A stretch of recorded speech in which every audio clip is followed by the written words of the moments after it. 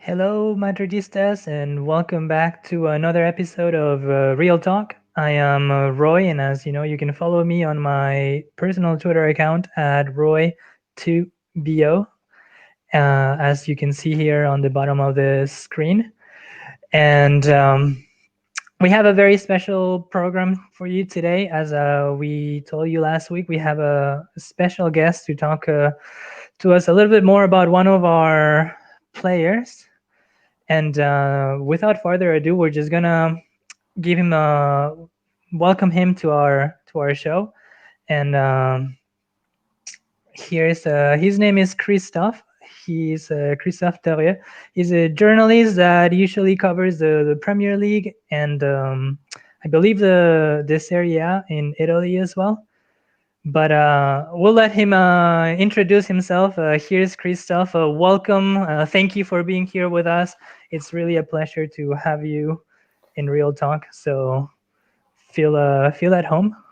Yeah, you're welcome. But yeah, I sometimes cover some Spanish football too. But in a way, pandemic has made everything difficult. I'm not traveling a lot anymore. While I was before, I used to be on a plane almost every single week and traveling to games. And pandemic and all the restrictions have made us work remotely too, mostly watching games from home. I bet it's like a big change, having to go from match to match, traveling, airports, hotels, to just watching them at home from your TV, computer.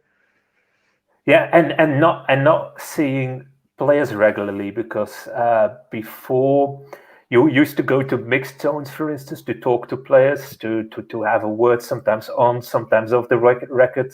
That's something I'm missing now too because there's no contact with the players either. It's only done mostly for right holders, and then sometimes a player who gets on the phone to give a interview through the phone or through Zoom. But Zoom is not the same as seeing each other face to face. So missing that human contact with some players in a way I haven't seen some players like for a year while we used to see each other almost every week. I think 1 year and 2 months ago I was in Madrid. I was with Ed and I met him, and that's the last time we Eden Hazard, and that's the last time we saw each other. And I handed him the trophy for the best Belgian playing abroad at that point. We had a chat. He did a live future for the TV, and then we didn't see each other anymore.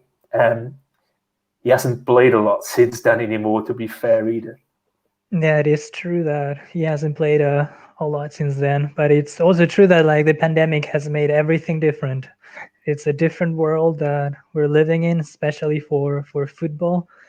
And well, we'll see if we'll soon have things back to normal. But for the meanwhile, we're just here adapting and seeing what we can do from the distance. Right now, if I am correct, you're working for two Belgian media and Yes, BBC. yeah, yeah, but it's the same group. It's HLN, the newspaper, is the same media group as VTM, the TV station, and yeah, I do regularly podcasts for BBC too. So Okay. And you were mentioning that it's been a year and a few months since last time you saw Eden Hazard. He had won the Best Belgian Player award, and I'm guessing last year it was right before the lockdown. So Madrid had just recently won the Super Cup, and we were still fighting. We hadn't won La Liga yet. So, what was the last impression you had from Eden last year, like face to face? well, he was at that point he was injured. It was beginning of January, so he was recovering from the injury that Thomas Meunier caused him in the Champions League game against PSG in November. But everything was fine, and like I saw Thomas Meunier trending again last week on Twitter when the news arose when Eden was out for a while again. He's not angry with him, so he doesn't blame me. He knows it's an accident. It was an accident. It was just a kick. And Eden had the bad luck that he'd been injured at the ankle before, and he already had that that titanium plate in his ankle, and that got a little knock, and that caused him discomfort. And from the discomfort came new micro. What is? I'm looking for the right word. It was a stress fracture. Yeah, little. It was really a stress fracture. Micro stress fracture. Yeah, micro. I can't remember the so technical term, but it was something small, like a very small crack on. But on his the finger. last time when I saw him, it was not worrying him yet. So he was happy. He loves life in Madrid. He loves being at the club. Of course, it's for him. It's always been like a child's dream when he was a small kid, when he was 10, 12 years old. There's the story that he used to watch games of Real Madrid through the keyhole of the door because his parents sent him to send him to bed, but he was so in love with the football that Real Madrid played at the moment. His idol was Zinedine Zidane, of course, and he wanted to watch all those games. So the second half he would watch through keyhole. So and he was enjoying life, and he was not not bothered about. At that point, there was already criticism, there was already pressure, but he thought at that point that everything would be fine, as he always thinks, because he's a very positive-minded guy, always in for a joke, and basically a little bit careless. He looked very sharp already at that point. If I compare the Eden at Chelsea and the Eden at Real Madrid, was a slight weight difference too, like a few kilos less. So, which meant that he'd worked on his body, which is always the criticism he get is that he's overweight, but he wasn't at that point, and he hasn't been really overweight since his first weeks at Real Madrid, I think. Yeah, I think like his weight has been a topic of discussion in Spain, and especially in the Spanish media since the beginning. Unfairly so a lot of the times. It's true that he's never been a player that was the Cristiano Ronaldo type, perfectly built like a Greek statue. He has always had a very low torso, so he's never been a player that was known by his like muscles or his physical prowess. But I think like it all comes from like when he signed for Real Madrid. He did admit that the first week of training he was not 100% in shape, that he came from holidays, vacation, and that he did enjoy the vacations because it's the only time off that he gets. And he did say in the same interview, if I remember correctly, that he lost all the weight that he had put on within like 10 days. But that was scrapped. Yeah, but he knows how to lose weight, because at Chelsea regularly his weight after holidays was a talking point too, or something that the medics emphasized on. Here, you have to lose some weight. But he wasn't the only one. There are more players who return from holidays overweight. I'm not going to mention Antoine Griezmann. When he joined Barcelona, he was, in my eyes, overweight too. But if you know how to lose weight, it's good. But it doesn't give a good first impression, of course. When you join a new team, when you're a €100 million signing and you turn up overweight, then you get everybody on your back. And it's logical that people turn on his weight. I can understand that from a fan's point of view, that you have that signing where the one you think he must replace Ronaldo, and then he comes back overweight. It's not a good impression that he gives. But on the other hand, I know Eden, and I know how fast he can lose that weight. And I know the human too. For him, holiday is holiday, and he will have a burger, he will have a beer, and he will he will just enjoy life, and that's part of the personality too. So you can't take away the human out of the football player, and that's something that will never change. He won't change either. He's 30 years old to change his that mindset. You will never turn him into Cristiano Ronaldo anymore, and his body will never turn into Cristiano Ronaldo's anymore unless he goes in the gym every single day pumping weights. But he just doesn't like that. I don't know if that quote has ever appeared in Spanish media, has ever made it to the Spanish press or even to fans. I remember an interview during his time at Chelsea, where Chelsea TV did some behind the scenes things, and it was in the gym. It was in the gym, and he said, "I don't like the gym. Football is called football, not foot gym." So that was his point. I don't want to go in the gym. And at Chelsea, he was barely in the gym. You had like managers like Antonio Conte and Maurizio Sarri, who didn't do a lot of gym work either. So the players didn't have to go in the gym. I think at a certain point, weights were not even allowed at Chelsea at a certain point. So he didn't have to work on his upper body. So they did other things to lose weight, to build up strength, to do conditioning. So but he's never been a fan of the gym. But since he joined Real Madrid, and I've seen videos regularly. I know another Belgian who's at the club. I know somebody who works for the club. So I regularly hear that he's often in the gym and that he's working on his body, and this is working even on his weak ankle, that is doing lots of stabilization exercises and working on his strength and his conditioning, and that he's never worked as hard as now, and that makes it even worse for him. I think it's that he's never done that much for his job, and now he's always getting injured and getting injured again. And that's the thing. You do everything for your job now, and still you get injured. So that mentally, it's not that easy for him at the moment, I think.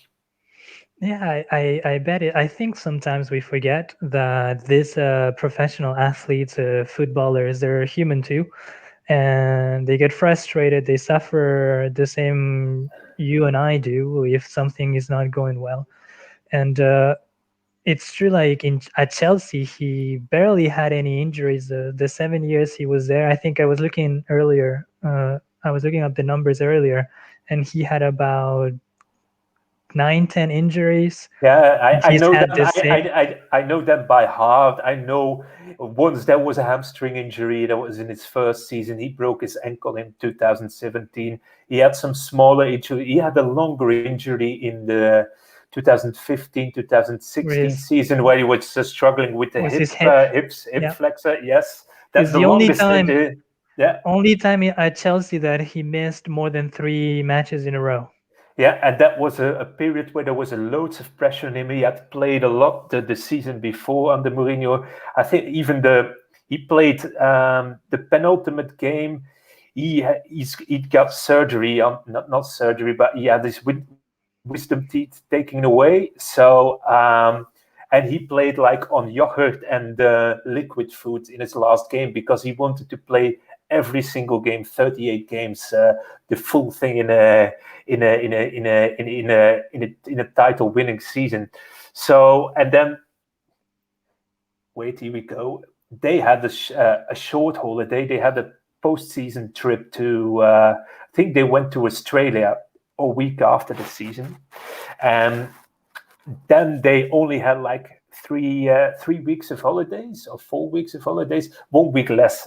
Instead, he returned overweight, just like Fabregas, Diego Costa, and a few others. And because they had 1 week less of pre-season, they could never throw the extra weight off, or they were not fit. And he was running behind his best form every single moment. Like he was trying to find it, and then he got injured because there was pressure on him. His body was still tired from the season before, but that's a general point in. If you know his character, and that's what everybody who's worked with him says, Eden is a pleaser. He likes to please people. He wants to please fans because, he's an entertainer. He wants to entertain people. That's the first thing why he plays football. I want to entertain people. Then he wants to please his managers. He barely says no. Only when he's having a real pain, he will say, no, I'm not playing. I'm not taking a pain-killing injection. That's something he barely does, taking painkillers, but he plays to pain. He wants to give the best for his teammates. So he wants to please everybody. He wants no fights, not with anybody. But sometimes when you want to please everybody, you don't think about yourself or your own body. And that's when you force yourself to. And I think at a certain point in that season, that was the game against Leicester, Jose Mourinho's last game at Chelsea. It was December. Yeah, it was end of December. I was at that game. Eden just got a kick from Jamie Vardy on the hip, and he just walked off. It was enough for him. That was the moment that I've had enough. And there's been a moment in that season, few months later, Champions League game against PSG, when he got like a hip pain again, and that's the only time in a mixed zone. That's the zone where players talk to the press, that he was quite cynical. It's the only time I've seen him making a cynical remark. Often it's joke, but then it was a cynical remark.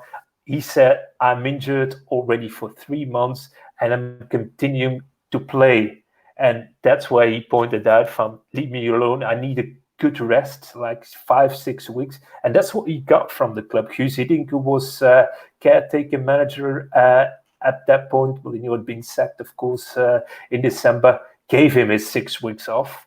And he returned at the end of April in really fine form. And that's how he made to forget that he hadn't scored for almost a year, I think. So, do you think that part of his personality, that he wants to please, he wants to entertain others, because that's why he's a footballer, the reason why he's been injured constantly since arriving at Real Madrid? We were talking earlier before the show started how it was his dream since he was a kid. He's playing for his idol, Zinedine Zidane. He has that price tag that always comes with big signings. He had Cristiano Ronaldo before him, and we all know how important he was for Real Madrid. That maybe he's working so hard, pushing his body more than he's ever done to be in shape, might be one of the reasons why he might be overdoing it a little. Or what do you think? Yeah, it's difficult to put a finger on it why he has been injured. I remember that I saw Real Madrid when they played the Audi Cup in Germany. I think it was a week before the season started. For his first season, I saw Eden, and there he said already lost weight, everything's fine, and he said, "I'm ready to fly again." So he felt well in his head. He felt well. So, and then, a few days later, he gets injured. But you have to look at circumstances sometimes too. They went on a pre-season trip to the States.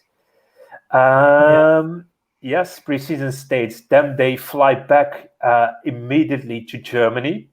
They play in Germany. Players are still jet-lagged at that point. And then a week later, they start a season. So there's lots of already accumulation of external factors, also overweight probably playing a role in getting rushing back. It's like a lot of things thrown together. Plus, we don't know what plays behind the scenes. At that point, he was moving countries to move new club, new environment. He had his wife who was pregnant for the 4th time, so a kid about to come out, kids going to a new school. That are things that are playing in somewhere in the unconsciousness that's playing too. So there were a lot of factors that could have caused the first injury, and the second And the second injury he had is just bad luck. You can't It's change just if he doesn't yeah, get it's if he part of the doesn't. game. Yeah, that first injury you could say maybe it was the weight, maybe it was the stress, but then that second injury, it's just a bad kick, and yeah, the bad luck you have from already having had surgery on that ankle, and then he returned. I remember he returned quite okay, and then he got a few kicks again. Was it the Levante? I think it was against Levante. I saw that game, and I saw that I think players so. were targeting him too. Like he got a few And nasty going kicks, for the a ankle. few The- going for the ankle. I've seen that a few times. How? So Actually, that's a the kicks question he that I wanted gets to ask you. they were more nasty than in England. To be fair, in England he got loads of kicks too, but that were most of the time usually more the sliding kicks. In Spain, maybe because I wasn't used to watching a lot of Spanish football. It's a bit more nasty sometimes where they say the Spanish league beautiful football, but there's some nastiness in it, and they were looking for it in a way. And it's not that he's caused the injury because he was always feeling a little discomfort in the foot even when he returned, and then he got surgery, and then the surgery is at an unlucky point too. It's just before the COVID outbreak. So he flies to Dallas to have surgery with Dr. Eugene Curry, who's quite well known in the NBA.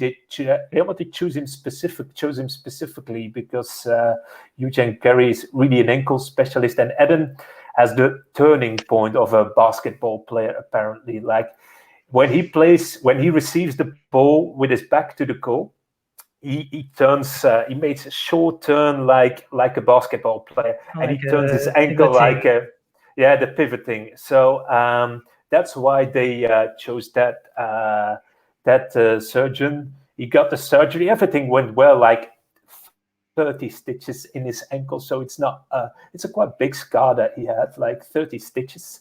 And then he returns, lockdown, so no training sessions anymore, not a physio that can treat him during that time. Real Madrid had a physio for him who would go to his home, but then that physio got ill, like got a cold or something like that, and they feared it was COVID. So yeah, couldn't send the physio to his house for 2 weeks. So then you lose um, specific time and precious time in your rehab too, like 2-3 weeks that you have to do a rehab through Zoom, or sometimes somebody walking by. But you can't do a rehab like you did it before. Lots of physios have tried it through Zoom, through other channels, but it's No, not the it's not the same same. thing. Not the same It's thing. not the same. It's not the same thing because you can't see everything and you can't correct everything because yeah, you always have the angles. Like when you as a physio in front of a player, you have the 360 degrees view. When you're watching through a camera like this, you only have one angle, so it's not the same. So that's another point of bad luck or circumstances that don't help a player. Yeah, I think like he has, when you look at the history on the first injury, there was preseason, the long trips, moving to Spain, it was like a muscle injury. He wasn't out that long. It was right 5 weeks, when 5 weeks. during, yeah, so it was right when during preseason we were starting to see some of the best Eden that we had seen at the moment. He had scored a goal. He was playing, getting his form back, gets that muscle injury. Then the match against PSG, I think it was one of the best matches he has played for Real Madrid. He was getting his top form, and then that it was a nasty tackle. I'm not gonna blame the player because this is football. There's contact, and sometimes things like this happen. And if Eden doesn't have any bad blood with Mounier, I'm not gonna have it either. But I can tell you that Madrid fans don't like him at all. But after that, it's just like a series of unfortunate events. The lockdown, unable to get, like you're saying, proper recovery time. and this then year, he no got preseason. There's no preseason for and any of the players. he got discomfort in his ankle again, and then one of the Belgian physios flew in to yeah, was it a wake up call for him to do really specific work on the ankle? He did it, but the good feeling in the ankle has really never been there. Maybe it's psychologically because you know that there was already a metal plate in his ankle, but you know it again, or you feel something, or you fear that it might cause you the injuries you had like last season. Yeah, So maybe it plays into what we don't know. He doesn't know. He always says that he feels well. So yeah, and that he's never had a series of games. Knowing him, he always tells that he needs a series of games to find his form again. So he's never had that long run at Real Madrid. So he's never been able to show what it's really like. There were a few moments. At the end of last season in the rush to the title where you saw some glimpses of the real Eden Hazard. But I've watched most of his games and I haven't seen the real Eden as yet, as I saw him in England, as I saw in Germany. Sometimes in moments, yes, but sometimes in games when he came on in the last game that he played, was that was it the champ? No, that was just before the Champions League game. That league game against his last league game against who did they play? Elche? Was it Elche? last season No, or no, this season This season. he played. Yeah, I think it was Elche last. Yeah, I think it was Elche. He came on, he played like 10 minutes, and I still had the impression that he's hiding. He's not feeling 100% because when Eden is feeling 100%, he likes to take the initiative. He wants to have the ball, and this was all cautious. And there you already felt what's wrong, and then Yeah, day you could later you tell take he was not taking on any challenges. and then He was he was just holding back. take no risk, and then the day later you don't see him on training session pictures, and then 2 days later you don't he doesn't appear for the Champions League training, and then you know there's trouble. Yeah, there were a lot of scenarios that, of course, they have been talking about with Belgium, for instance, getting rid of that metal plates because it's causing him Yeah, there were some discomfort. Isn't rumors it? about It's surgery it. again to remove Yeah. it. Is it not mentally? Maybe it's really really causing him some distress. It's possible.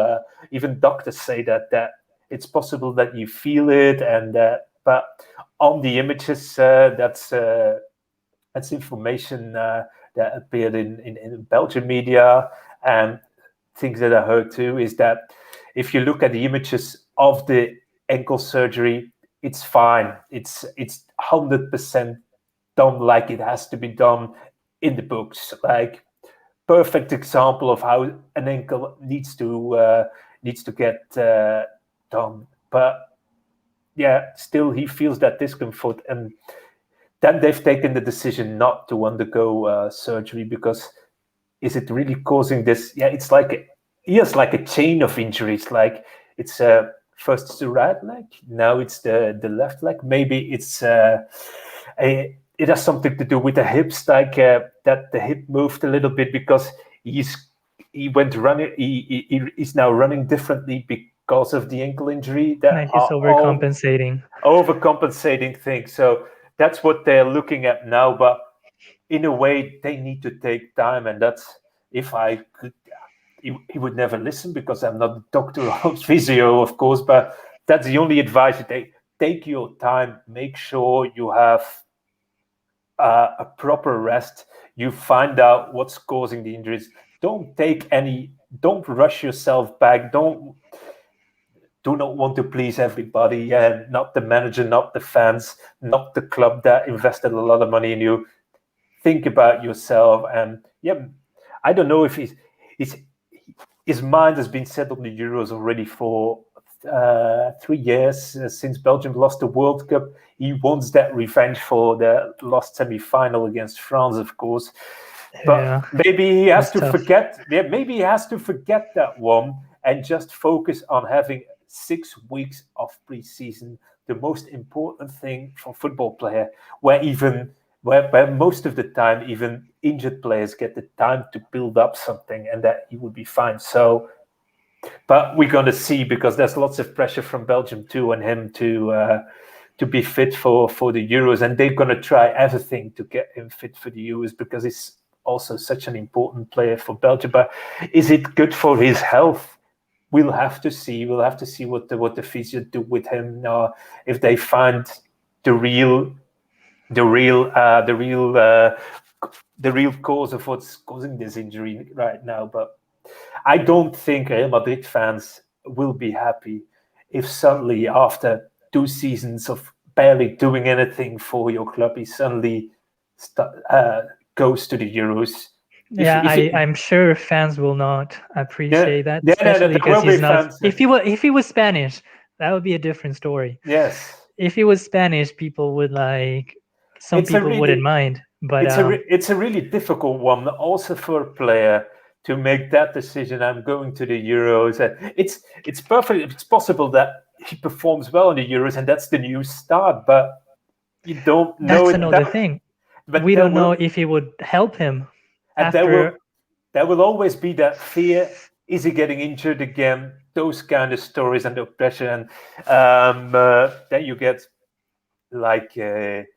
And it's a typical thing where you get two different sides. Belgium will be very happy that he's there, but if I was a Real Madrid fan, I wouldn't be too happy unless he takes a new start. But that's something you don't know. So beforehand, there would be lots of moaning and lots of opinions that are useless, basically, because Yeah, it's his body. It won't help him, but there will be and loads of pressure on him. So.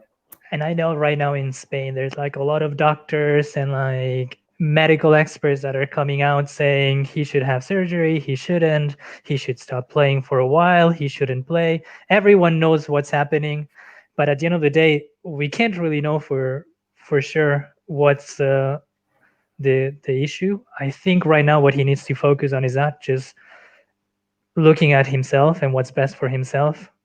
And I would love to see him play for Real Madrid this season again.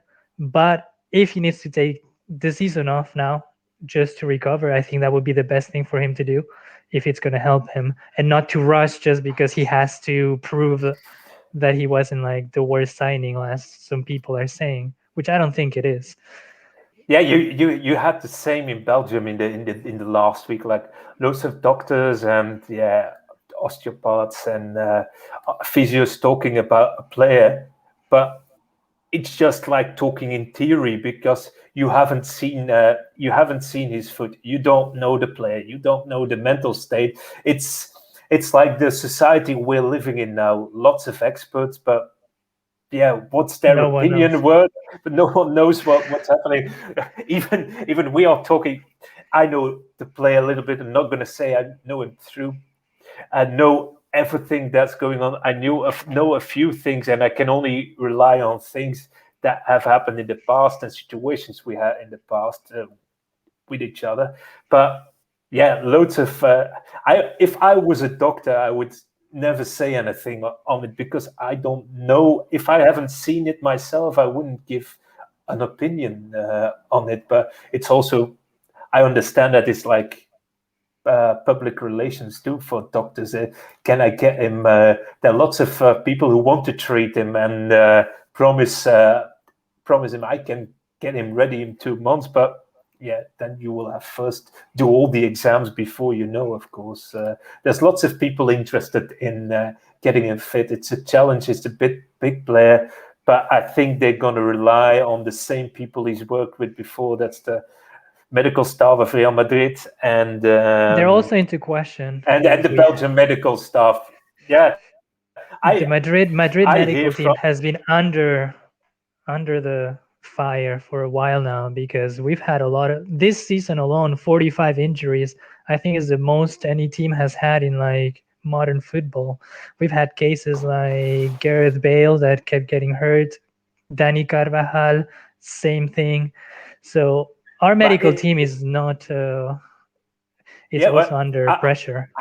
I know a lot of doctors, to be fair, who work in football, and it's not that they push responsibility onto coaches, but usually, if things like that happen, it usually for them they always say there's something wrong in the connection between technical staff and medical staff because they have to work together, and it's a manager under pressure loving to have his players back as fast as possible because he needs to win results.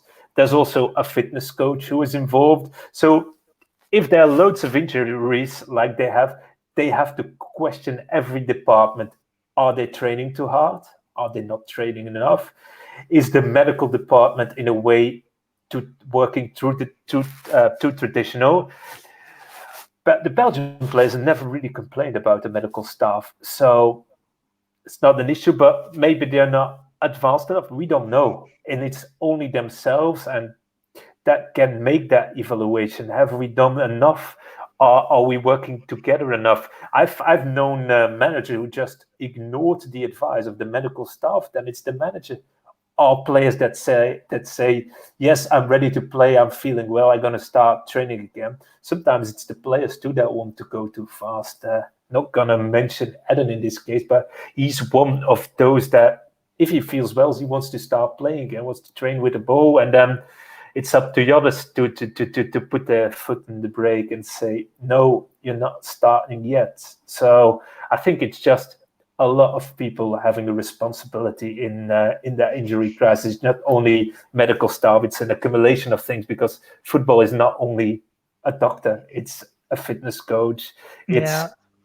It's a difficult one to really And put the usually finger it's just on. like the accumulation of things. And there, like I feel like, especially in football, we try to single out the reason. Why are we not winning? Why are we Yeah. getting injuries? Why is this happening? And we try to blame is the coach, is the medical staff, is the player. Yeah, you And I always think have to there's a have a lot of victim in things. football. You have to Yeah, like always we have to try to find. single out Yeah, the reason, but I don't think you can. And I think one of the things that I was talking to you about earlier is like they've portrayed this image of Hazard as being as lacking professionalism, that he doesn't take care of himself, that that's the reason why he keeps getting injury. But you've told us that he's been working as hard as he's ever had, and yeah, that he really cares about and if being. you and if he was that unprofessional, he wouldn't have been 20. He wouldn't have played 700 games in total for country and club at the age of 29.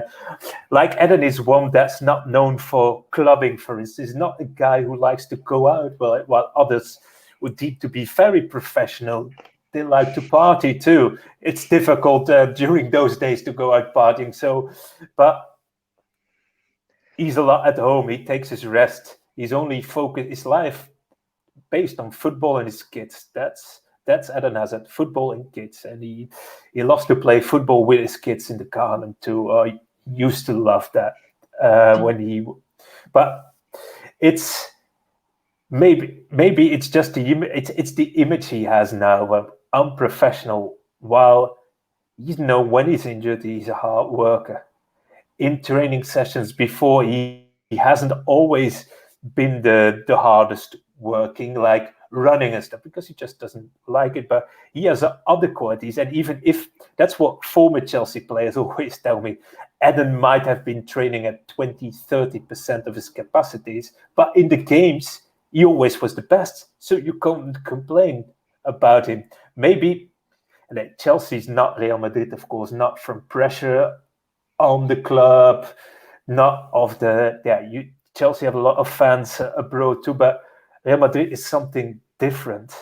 But I think he should have known that. But yeah, he's not going to change. He's I think never he going to does. change his schedule. I think he knows it. I think right now it's just like you said earlier, like he doesn't really pay attention to the media and the criticism. So I don't think the pressure being at Madrid is like more than he could take, Because No, even though but he's not, he can go. That's always what they say. He can't cope with pressure. Yes, he's had pressure before. I can tell you a few stories from how he was at Chelsea, for instance, and at the Belgian national team. The guy who can take the pressure away before a game by making a joke. I remember, this is an old example, but it's the perfect example to describe him as a guy, how he is in a squad. It was a qualification game for the World Cup in Brazil 2014. Belgium hadn't been at a World Cup for 10 years a at long that time. point, a very long time. And there was loads of pressure on that because this was the golden generation and they had to deliver. So it was 2012, 2013, maybe, a game against Serbia. Serbia were, along with Croatia, most difficult teams in our group. Best equipped opponents. So he puts, so there's loads of pressure on the game, and the manager feels the tension in the dressing room. The other players feel the tension. And at a certain point, let's say like 5 minutes before kickoff, somebody starts bouncing the ball like a basketball player on the floor. And there's a basket for the laundry. And somebody takes the ball and starts throwing like a basketball player those balls in in that basket. And suddenly everybody starts laughing because the silence has been broken by a player just throwing basketballs into football balls into a basket. And that's Eden. And that's how players tell you, that's how he took away the pressure. So the pressure was gone because somebody started choking. And that's at Chelsea sometimes. At Chelsea, it was the same. Like there used to be lots of tension sometimes in training session, and then at the end of some sprints, somebody made a joke. It's like I saw it once in a. It was not so long ago I think it was in a warming up. That I think it was for the Champions League game against Mönchengladbach that he suddenly started limping in the middle of the warming up, taking the I'm gonna bleep myself beep, taking the bleep out of himself.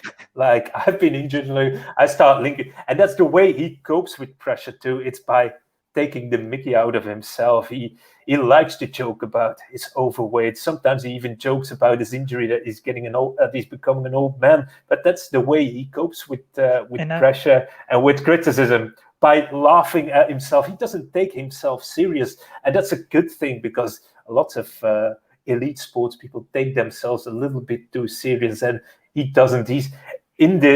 I've seen him. I first met him in 2012 and got to know him. Not going to say quite well, just got to know him.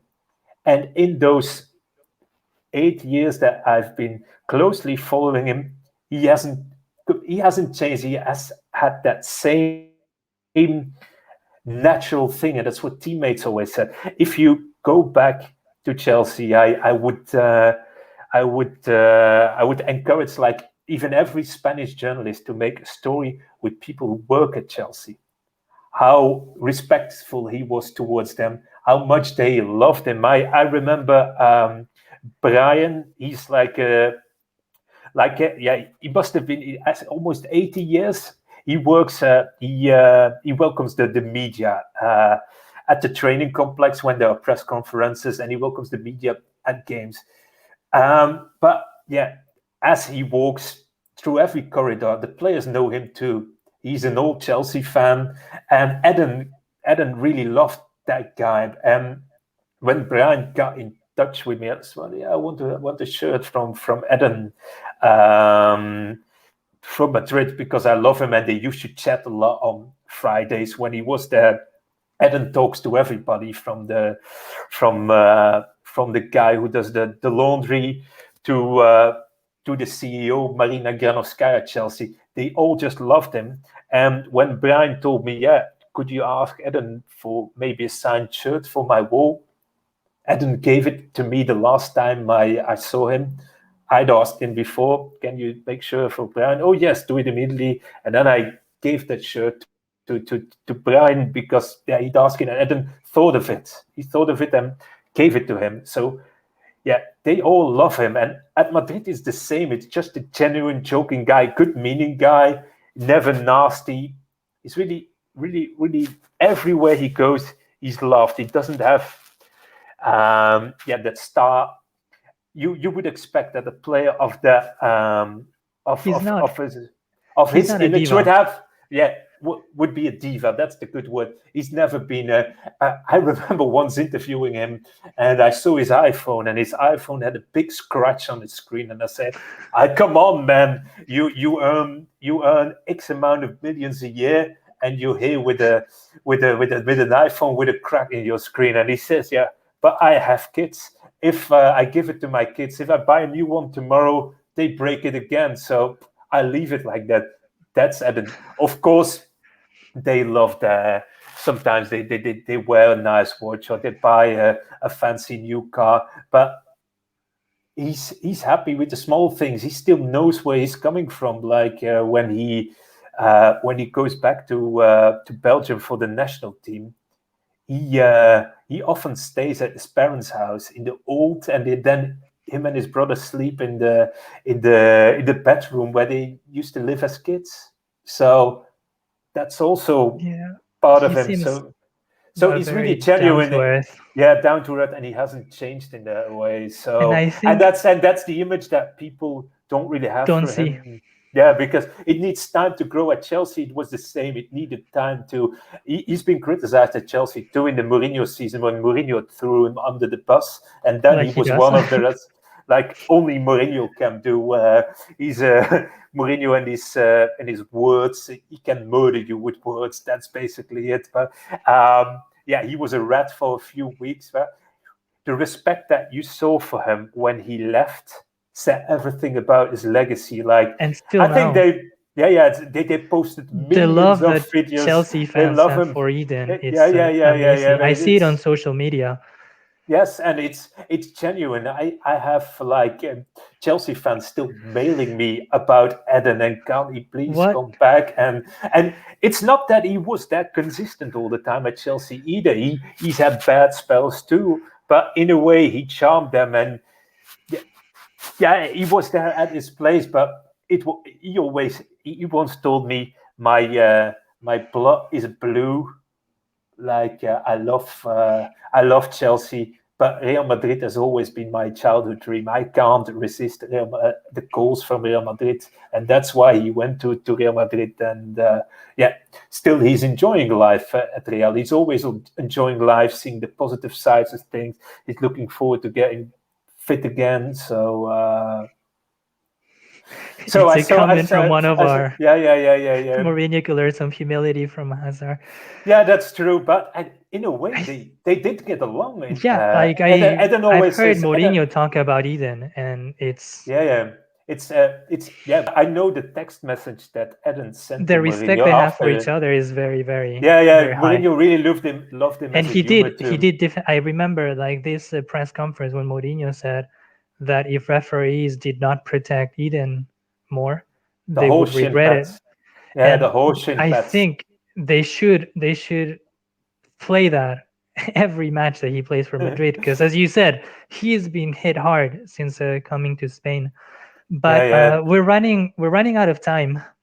But I really want to thank you for the stories and personal Yes, I experiences just that you want. can share. I just wanted to start on Mourinho and Eden. I have a few good stories on that one too. But in a way, Jose respected Eden a lot as a human. He loved him. He thought he was like one of those football players of like 20 years ago who didn't have a huge entourage around him, just genuine people, his father and stuff like that, taking care of his things, and Eden deciding things himself. So there was a huge respect between them, although he threw him under the bus, definitely. But I think Mourinho does that with the players that he knows they can take it and that he Yeah, expects a lot from them. I would say But if Mourinho doesn't say anything about you when he's coaching you, that means that he thinks that you're not worth it. yeah, but I That like that side. I like that it's side his of style. Mourinho too. To be fair, in a way, every good movie needs a bad character. Mourinho is the best bad character you can have in Yeah, the football definitely. movie. Definitely. a bit every week. Jose, I love his press conferences. I love the way. Oh yeah. In a way, he can be very. In a way, to work with him, he can be very. He can be rude and very respectful to you too. So I think he's very direct. He doesn't make friends. He's there to tell you what he thinks, and that's it. yeah, And some people like that, and some people don't. And it's like the opposite with Eden, that he's more like a fun person to when he talks, and he likes to joke with you, and that's been taken out of context sometimes. But I think today we've seen a little bit more of like his human side, and that we do see that he cares about what he's doing at Madrid, his dream, that he's working hard. And like I really appreciate the time that you've shared with us. I wish we could stay another hour, because I would love to keep yes, talking. I could write a book. I think about I've been Maybe. following him closely for 8 years, of course. But That's not a bad idea. no, but he first has to perform again. Otherwise, it's Yeah, not a good. I It's think not he a, will. I have faith in him. you don't earn a lot of money with books, so you have to have a good selling point. So players have to perform, but no, in a way, not. Some of the stories Before of them. No, I was joking, but no, it takes before a lot of we your time. It takes No, a no, lot of thank your you. time. I wanted to ask you just one quick question before Yeah. we finish. Do you think Madrid will face Chelsea in the semifinals this year? I know a Belgian who's really looking forward to that one, and it's not Eden. It's Thibaut Courtois. He really is looking forward to that game. I I think think he would love that. he would love that one. He's got a lot of stick from Chelsea fans. It's He maybe did. maybe not. Yeah, there are no fans. Maybe he would have liked it more if there would have been fans. But I think he's looking forward to that. When Eden, not that much, because Because he it will wants to be play, he and wants to play, and it will I don't be think he'll touch be and there. go. But We'll see. first you will Liverpool, and it's not an easy opponent Not at either. all. Although they're struggling in the English league, that doesn't mean No, that we've been they struggling to throughout the year. We haven't been this league. consistent, so No, you're a team that keeps on amazing me every time. Everybody starts doubting Zidane or the team. They suddenly get results again, and it's like that. We're now coming close to a point that you will start losing a few games again. Everybody will be questioning the manager, and then they will win again. It's that the stop and go season in a way. yeah, it's a strange season. But thank you again. I want to thank everybody that's been watching us. I want to remind them that they can follow you in your Twitter here at HLN in England. Yes. Pay attention to the spelling, because it's not English spelling. And they can follow us. I want to clear something that I said wrong last time. Following on Twitch is free. It's true that subscriptions are paid, but you don't have to subscribe. If you follow us, you'll be notified every time that we have a video, and you'll be able to watch us normally. So thank you everybody for being there, and we'll be there next week with more news. Even though there's the national break, we'll still be here talking about football news, especially about Real Madrid. And thank you, Christophe, once again. I'll let you say a few words to say goodbye, and the mic is yours. Yeah, you're welcome. I love the time. The time flew by really. I've been talking 45 now, already 55 minutes, and I had the impression I was only at the beginning of the story. So we've talked a lot. We'll have to do it again someday with more time. When Eden is performing again, I'm making a new Definitely. appointment. When he's maybe you'll never see me again, but I'm positive I will be back. So. All right. Maybe we'll bring. It's hard. Bring Eden here. I will. I know some people who might be able to fix it. So yeah, like him, we have to keep on dreaming. Dreaming keeps us alive. So if you don't have dreams.